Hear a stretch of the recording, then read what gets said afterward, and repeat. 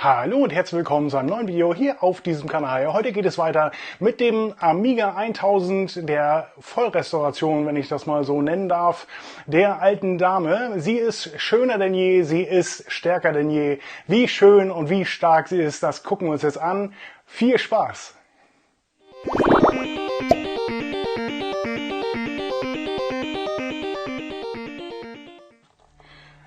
Also das ist Gelb. Vom Gelb abgesehen, der Zustand der Tastatur ist auch wirklich schlimm. Es fehlt eine Taste.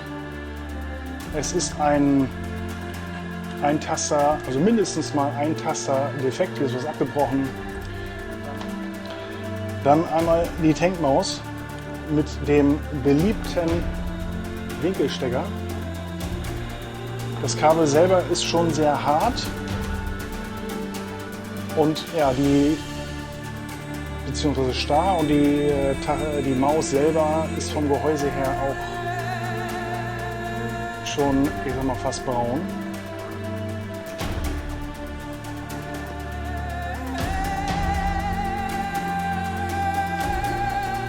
So sieht das gute Stück aus.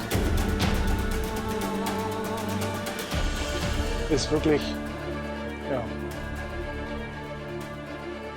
gelb, nahezu bald braun.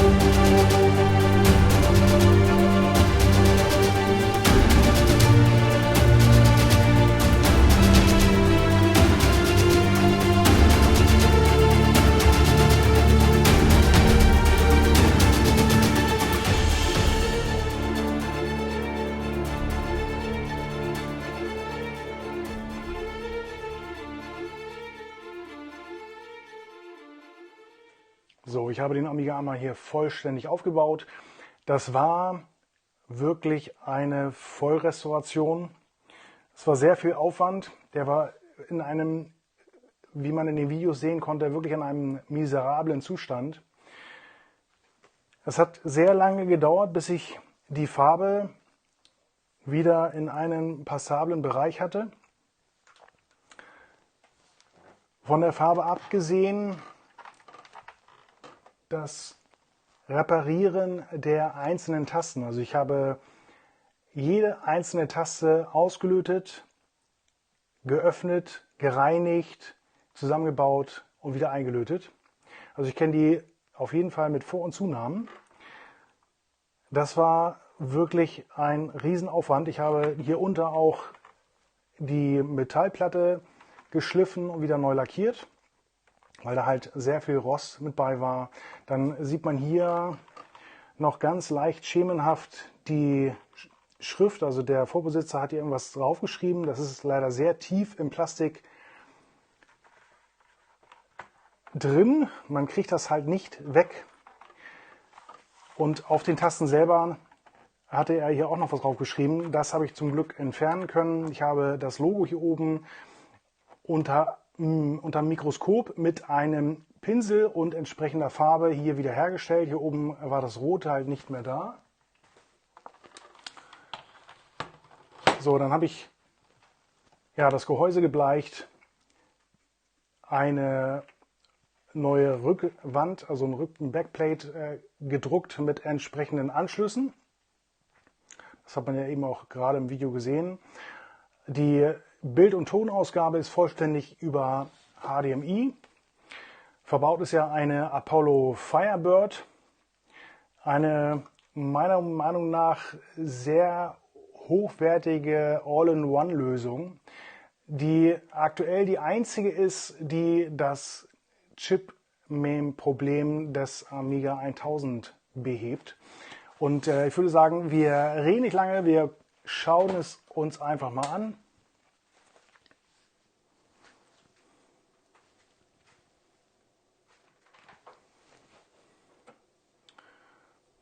Das ist also die normale Bootsequenz.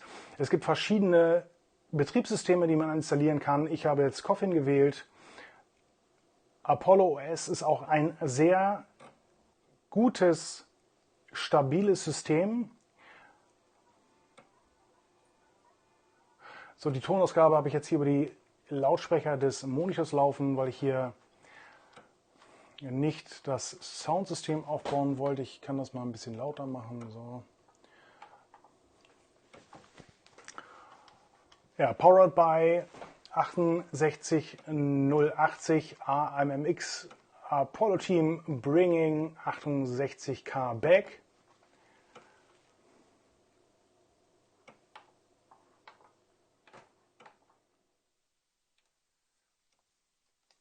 So, dann sieht man hier oben Coffin on Apollo V4 Firebird 12 mal 85 MHz AGA-Chipsatz, also 85 MHz mit dem AGA-Chipsatz, 6 MB Chip RAM, Fast RAM hat er 477 MB. So, dann würde ich sagen, wir gehen mal online. Damit fangen wir mal als erstes an.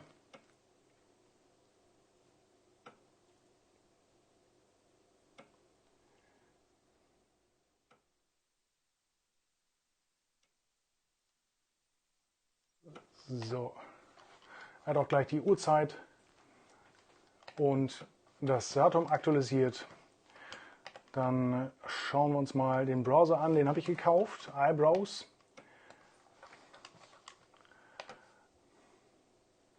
Können auch gleich mal auf die Seite von Apollo Computer schauen.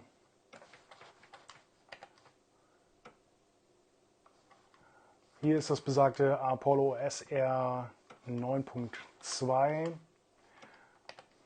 Dann haben wir hier Apollo Core und AmigaNews.de, wo auch ab und zu mal meine Videos gepostet werden. Das finde ich toll und da bin ich auch wirklich stolz drauf. Gerne mal hier vorbeischauen, ist eine sehr informative Seite. Und natürlich das Aminet, wo man halt allerlei Treiber und frei verfügbare Dateien bekommt.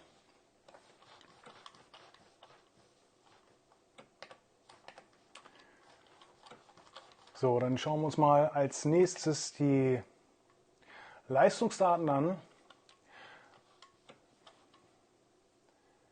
Sie sind ja immer nur zum Teil repräsentativ.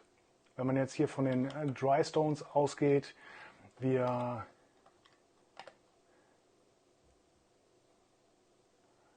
lassen das einmal durchlaufen.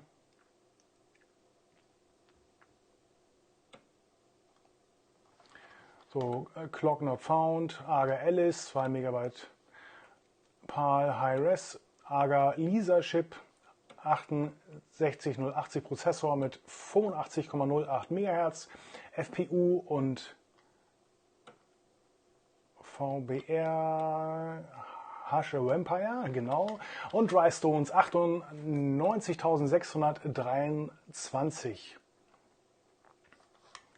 So, dann haben wir hier 186 mal so schnell wie ein Amiga 600.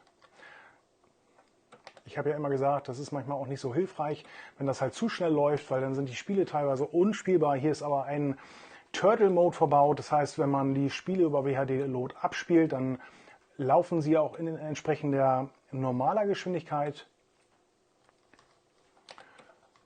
Und der Core ist auch aktuell noch in ständiger Entwicklung. Also hier gibt es noch weitaus mehr zu sehen. So, Internet hatten wir, Musik haben wir natürlich auch. Wir können MP3s ganz normal abspielen. Wir können per Internet Radiosender streamen. Also man kann halt Radio streamen hier drauf. Man kann natürlich Bildbearbeitung. Man kann natürlich auch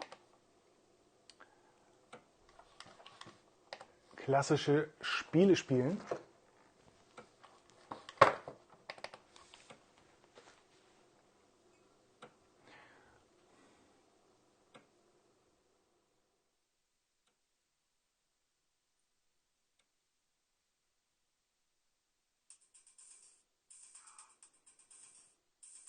Und es ist, hier sind Scanlines, also wer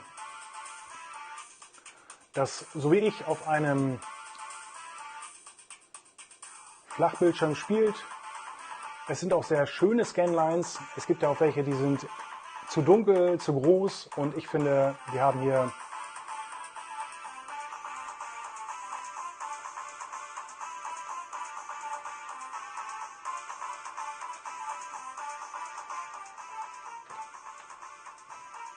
auch eine schöne Form.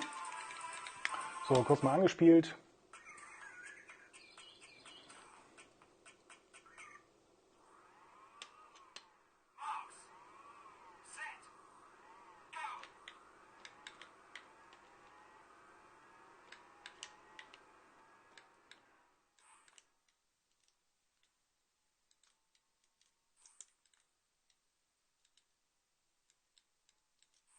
Na, so, einmal wieder zurück. Ja, es läuft tatsächlich sehr stabil. Wie gesagt, die arbeiten aktuell noch an den Cores, damit es halt entsprechend noch stabiler wird. Also 2, 3 kleine Problemchen gibt es hier noch. Wie gesagt, die sind aber da in der Mache. Das Gros, was ich halt benötige oder worauf ich halt Wert lege, funktioniert einwandfrei. Wir können noch mal schauen.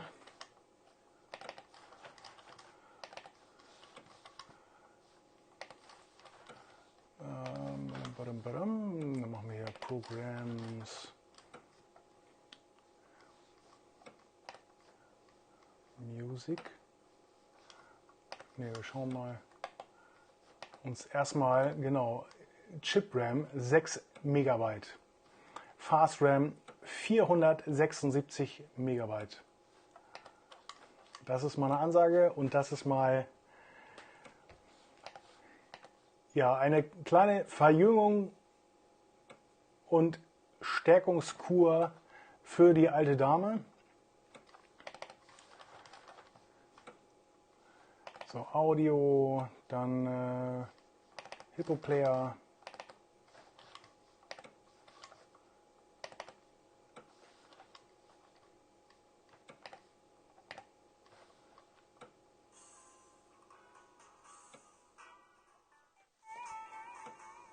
Man sieht also schon an den Ladezeiten,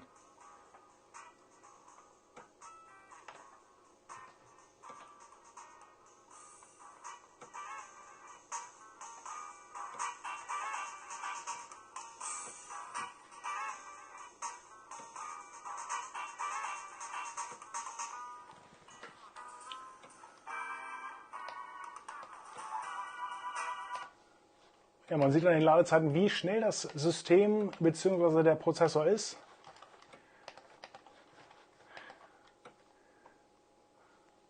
Ja, natürlich ist noch deutlich mehr mit diesem System machbar. Läuft natürlich auch mit anderen Systemen, also OS 3.2 zum Beispiel. Wenn ihr Interesse habt an einer der Apollo-Karten, dann schaut gerne mal auf deren Webseite vorbei.